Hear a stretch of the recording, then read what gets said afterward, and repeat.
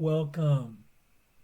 Today we will be reading Lesson 28 in the workbook, and from the text, Chapter 4, The Illusions of the Ego, Introduction. And now for Lesson 28. Above all else, I want to see things differently. Today, we are really giving specific application to the idea for yesterday. In these practice periods, you will be making a series of definite commitments. The question of whether you will keep them in the future is not our concern here. If you are willing at least to make them now, you have started on the way to keeping them, and we are still at the beginning. You may wonder why it is important to say, for example, above all else, I want to see this table differently. In itself, it is not important at all. Yet, what is by itself? And what does in itself mean? You see a lot of separate things about you, which really means you are not seeing at all. You either see or not. When you have seen one thing differently, you will see all things differently. The light you will see in any one of them is the same light you will see in them all.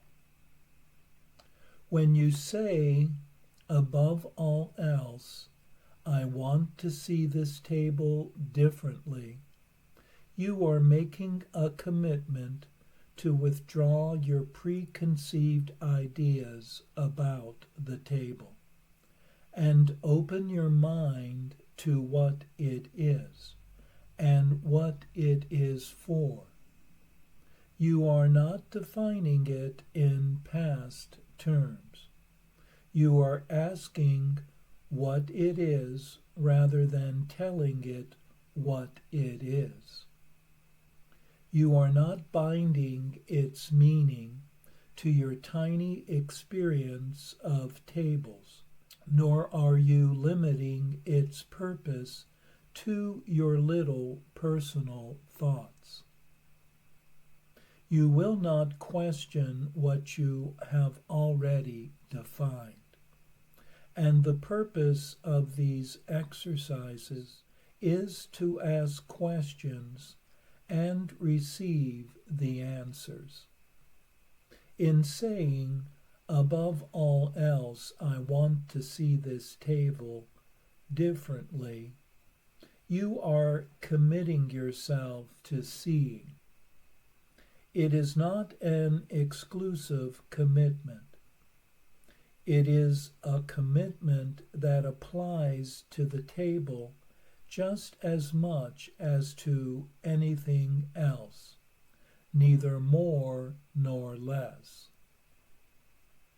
You could in fact gain vision from just that table if you would withdraw all your own ideas from it and look upon it with a completely open mind.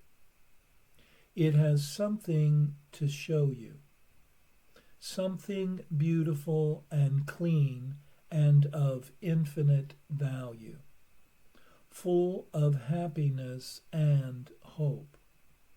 Hidden under all your ideas about it is its real purpose, the purpose it shares with all the universe. In using the table as a subject for applying the idea for today, you are therefore really asking to see the purpose of the universe.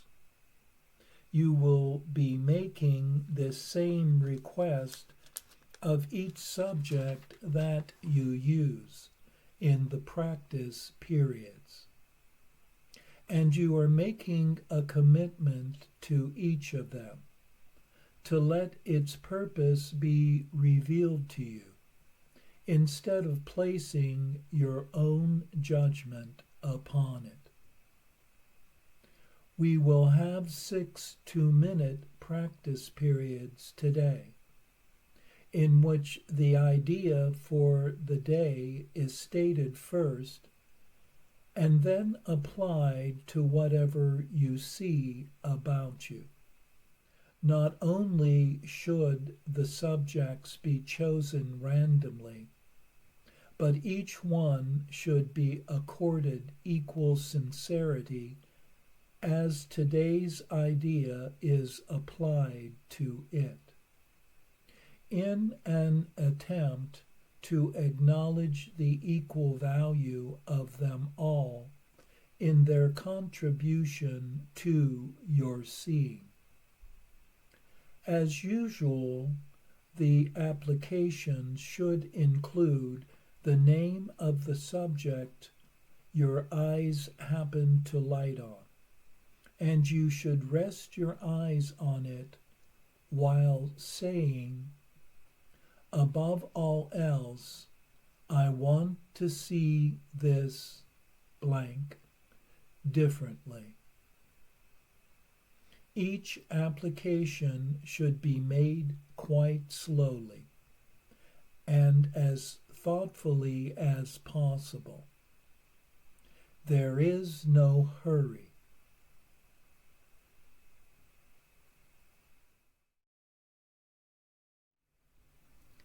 Today's lesson builds on the previous one in that it applies the desire to see with vision to specific things. This new way of seeing is different from normal perception. Earlier in the text reading, we were told when one sees without love, one sees empty shells. One is perceiving the form without seeing its content. And the content of one object is the same in all objects. Thus, in being asked to see differently, one is actually being directed to see the sameness in all things. And this sameness is beautiful, clean, and full of joy and promise, and thus shares the purpose of the entire universe. For nothing is by itself or in itself.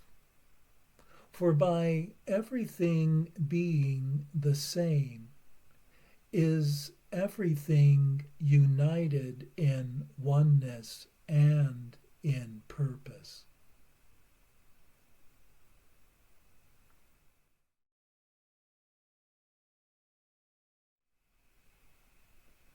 And now for our text reading for today, from chapter 4, The Illusions of the Ego, Introduction. The Bible says that you should go with a brother twice as far as he asks. It certainly does not suggest that you set him back on his journey. Devotion to a brother cannot set you back either. It can lead only to mutual progress.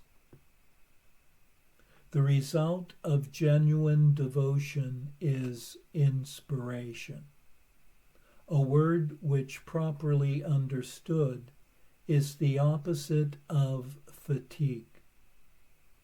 To be fatigued is to be dispirited, but to be inspired is to be in the Spirit. To be egocentric is to be dispirited, but to be self-centered in the right sense is to be inspired or in spirit.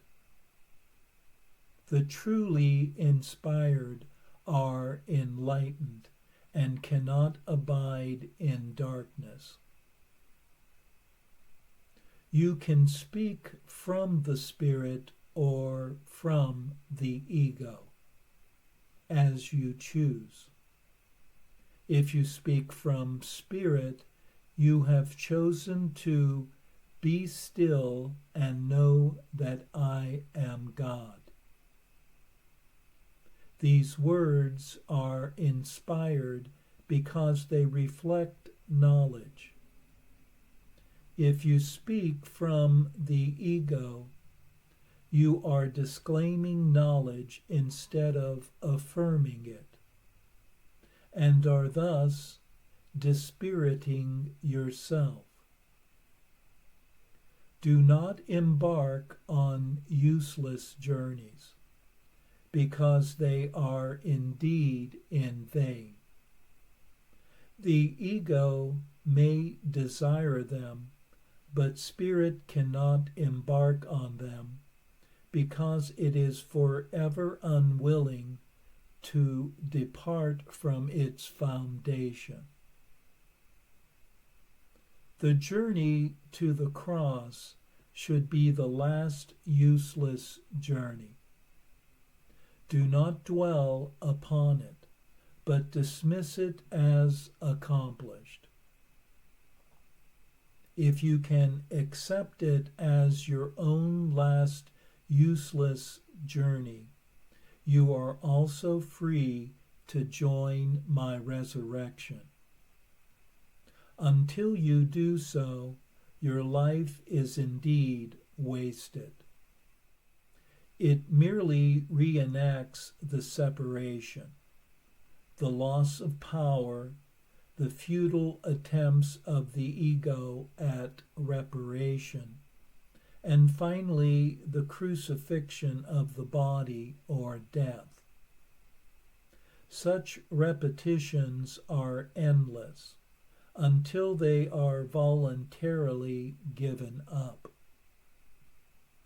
Do not make the pathetic error of clinging to the old rugged cross. The only message of the crucifixion is that you can overcome the cross. Until then, you are free to crucify yourself as often as you choose. This is not the gospel I intended to offer you. We have another journey to undertake, and if you will read these lessons carefully, they will help prepare you to undertake it.